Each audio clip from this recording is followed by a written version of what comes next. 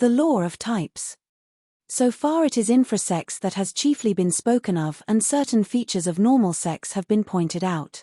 Normal sex, being the complete opposite of infrasex, is coordinated with the other sides of our inner life and highest manifestations. It does not stand in our way and does not take energy away from us. The energy used in the normal sex function is immediately replaced owing to the richness of sensation and impressions received by the intellect, consciousness, and our emotions. In normal sex there is nothing that could be the subject of laughter, or that connects with anything that might be negative. On the contrary, it repels everything that is negative, and this, in spite of the great intensity of sensation and feeling connected with sex. It does not follow, however, that a person of normal sex is free from suffering or disappointment connected with their sex life. Far from it, these sufferings may be very intense and acute, however they are never caused by the inner discord between sex and other functions, particularly intellectual or higher emotional functions, as is the case with infrasex. Normal sex is coordinated and harmonious, however life is not coordinated, nor is it harmonious. Therefore normal sex may often bring much suffering. But a person of normal sex does not blame other people for their suffering, and does not try to make others suffer as a result of it. In their feeling there is a great understanding of the inevitability and fatality of everything connected with sex, and it is this understanding of the inevitability that helps them to find a way through the maze of contradictory emotions. The contradictory and uncoordinated nature of many emotions connected with sex, apart from the influence of life in general and of various kinds of infrasex, is often due, in people of normal sex, to a different cause. This cause has rarely been touched upon by Western psychology, though at the same time it is clear to ordinary observation. The cause lies in the difference between types. Science has approached and is approaching from different sides the idea of the difference of types, however the fundamental principles of this difference are as yet unknown. Until fairly recently the old division into 4 temperaments with certain modifications was admitted. Some time ago there were established different types of memory, such as auditory, visual, narrative and so on. At present there are established 4 different blood types. In endocrinology there are attempts to divide men into types according to their formulae or according to their constellations, that is according to the combination of inner sections working within them. This is all far, however, from the recognition of the radical and essential differences between various types of people, and from the actual establishment of these types. An exact and complete knowledge of these types exists only in esoteric doctrines and therefore does not enter into the scope of the present topic. All that can be established by means of ordinary observation is confined to the fact that in relation to their sex lives, both men and women are divided into a certain number, not a very large number, of fundamental types. For every type of one sex there is one or several positive types of the opposite sex, which arouses desire. Then there are several indifferent and several definitely negative or repellent types. In connection with this, complicated combinations are possible when, for example, a certain type of woman is positive for a certain type of man, but the given type of man is either negative or indifferent for the given type of woman, and vice versa. In this case, a union between 2 wrongly assorted types produces both internal and external manifestations of infrasex of one of the categories mentioned earlier. This means that for the normal manifestation of sex not only is the normal state necessary in both man and woman, but the union must necessarily be of 2 corresponding types. For a right understanding of esoteric theory concerning sex, it is necessary to have at least a general concept of the role and significance of types in sex life. From the ordinary point of view, people are considered to be much more alike than they actually are, and much freer in both their decision and choice-making. These actions appear to be unrestricted except by the general limitations of life, divisions of class, income groups, education, and so on. In reality, however, even with the help of generally known psychological material, it is possible to understand how the division of types is manifested in life, and how people depend upon this division. The strangeness of love has always occupied our imagination. Why does this man love this woman and not that one? Why does the woman love another man and not him? Ein Jüngling liebet ein Mädchen. Die hat einen andern erwählt. Der André liebt eine André. Where is the end and where is the beginning in this strange game of attractions, feelings, moods, sensations, vanities, and disappointments? The answer lies only in the division of types. In order to understand the principle of this division, it is necessary to realize that for every man, all the women of the world are divided into several categories, according to the degree of their potential physical and emotional influence upon the other, and quite independently of their expressed tastes, sympathies, and inclinations. Women of the first category, of which there are very few for each man, arouse in him the maximum of feeling, desire, imagination, and dreaming.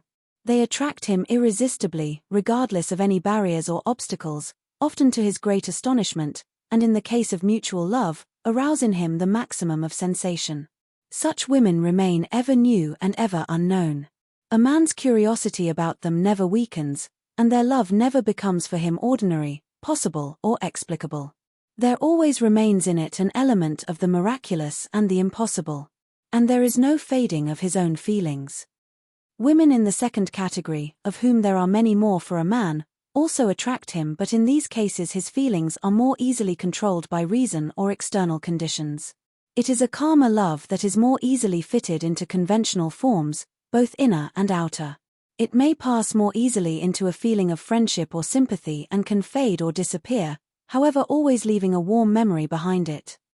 Women of the third category leave a man indifferent. If they are young and attractive, they can affect his imagination, not directly however but through some other life interest, such as self-pride, vanity, material consideration, community of interest, sympathy, or friendship. But this feeling, having come from without, does not endure long and fades. The sensations are weak and colorless. The first satisfaction usually exhausts all interest, however sometimes, if the first sensations were insufficiently vivid, they can change into their opposites, antipathy, hostility, and the like. Women of the fourth category interest a man still less. They can also attract him in certain cases, or he may deceive himself and think that they attract him. However, physical relations with them contain a tragic element, a man does not feel them at all. The continuation of intimacy is a mechanical violation of self and may bear heavily upon the nerves, produce impotence, erectile dysfunction, and various other phenomena of infrasex. It must be understood, of course, that a woman belonging to one category for one man may belong to quite a different category for another man, and that the number of categories may be larger or smaller for different people. Women are in exactly the same position. For them too, there are different categories of men, and just as little depends upon their own intellectual or emotional decisions and choices. Both the choice and the decision are made for them. No moral principles, no feeling of duty, affection, gratitude, friendship, sympathy, pity, no community of ideas and no community of interests can create a sensation when it is not there, or stand in its way when it is there. Nothing can change anything in this truly iron law of types. In normal life, owing to the many external influences that control people's lives, the law of the attraction and repulsion of types becomes partly modified, but in one direction only. This means that even the right and corresponding types can be repelled by one another and not feel anything, under the influence of emotional conflict, mental abuse, or differences in taste and understanding. However, wrong and non-corresponding types cannot ever or in any circumstances feel one another. Furthermore, even the slightest element of infrasex, either in the man or in the woman, brings their relations, their feelings, and their sensations of each another down to a lower category, or even completely destroys all that was positive in them.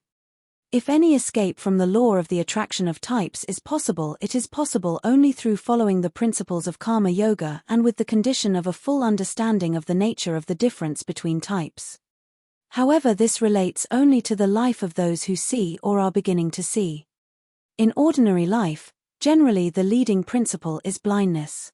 This blindness is particularly striking with regard to questions of sex. Thus, in ordinary understanding, the idea is not admitted, and is even entirely unknown that in the case of the wrong combination of types, one of them or both will not feel the other at all. Furthermore, it is not taken into consideration that there is nothing more painful and more immoral than sex relations without sensation. That the degree and the quality of the sensations can be very different. The fact of the possible absence of sex sensations in sex relations is of course known, but it is not regarded as being dependent upon types. This is not taken into consideration, possibly owing to the influence of infrasex on life. People nevertheless realize the danger of a wrong choice. The intention to avoid the consequences of such a wrong choice, and to entrust this choice to one who knows more, lies as the basis of the esoteric idea of the marriage sacrament, which has to be performed by the initiate. The true role of the initiate did not consist of performing a mechanical ceremony that allowed people to formalize their sexual relations. People came to the initiate not for this ceremony, but for advice and for the final decision on matchmaking. The initiate determined their types, determined whether they were suited to one another or not, gave advice and decided whether the particular marriage could take place or not. Such was, or such should have been, the marriage sacrament. However, this was of course forgotten long ago, along with the teaching on types and the idea of esoteric knowledge. Poets have always been aware of this other side of the idea, and have sung of the irresistible force that attracts inwardly related types to one another, types whom nothing can part and nothing can prevent from striving towards one another.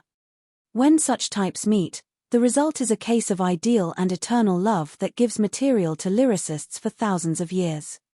The idea of the mutual gravitation of inwardly related types constitutes the inner meaning of the allegory of Plato's Symposium, about people's severed halves seeking one another. However, in actual life, the dreams of poets and philosophers are seldom realized, and amongst the conditions of our discordant existence, the meeting of the most suited types is, on the contrary, the most dangerous. Chiefly owing to the accumulation of stormy emotions that almost invariably end in tragedy, and in Plato's halves again losing one another. The teaching of types is of great importance because normal sex can manifest itself rightly and in a certain sense evolve, only with a successful combination of types. It is also necessary to understand that the division of types in itself is the result of evolution, because among more primitive peoples the types are divided less markedly and completely, so that strongly expressed type is a kind of secondary characteristic.